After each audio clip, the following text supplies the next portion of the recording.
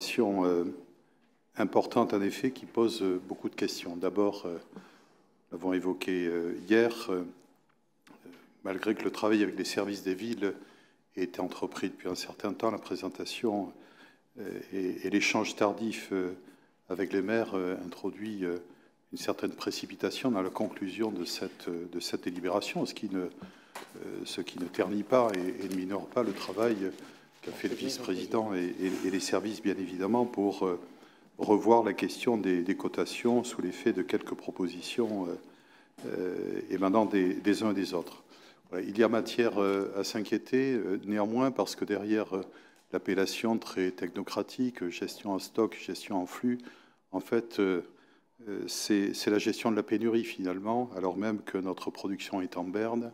et que donc les propositions que nous pouvons faire aux demandeurs de plus en plus nombreux sont de moins en moins importantes. Ça, c'est très problématique et je pense que la cotation ne va pas améliorer les choses. Je veux dire par là que face à l'importance des demandes pour une proposition de logement, nous avons 20 demandes et nous avons l'habitude de pondérer, de sous-peser, de comparer et d'essayer de trouver les critères les plus pertinents pour procéder à des attributions. Je crains que la cotation, même si c'est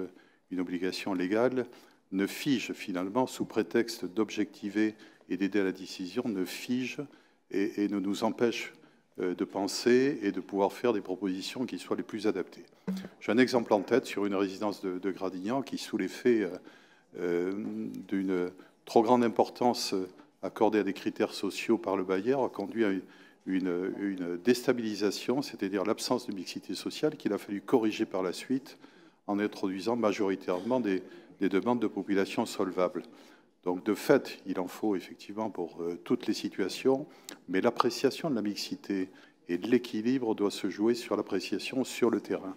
D'ailleurs, même si la métropole nous rétrocède une bonne partie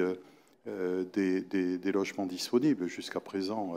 en tous les cas, c'est loin de satisfaire l'ensemble des demandes. Et je crois qu'il faut aussi rappeler les frustrations de nos habitants dans nos villes quand ils voient des résidences se construire, mais que la majorité n'y ont pas accès, à la fois compte tenu de la faiblesse des propositions, et puis demain, en raison des cotations qui ne permettront pas d'ouvrir à certaines catégories de population. Au fond, ce qui est en jeu derrière, c'est la perte progressive de pouvoir des maires, ou en tous les cas de capacité d'action des maires sur le choix ou le choix des propositions, parce que nous avons sur le terrain une appréciation, je crois, proche, contextuelle et adaptée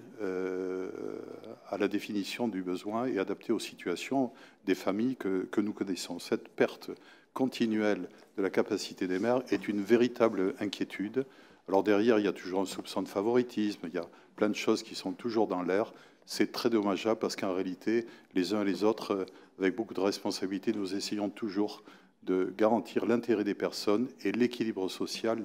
dans les quartiers. Pour cette raison, nous voterons contre. Ce n'est pas une défiance vis-à-vis,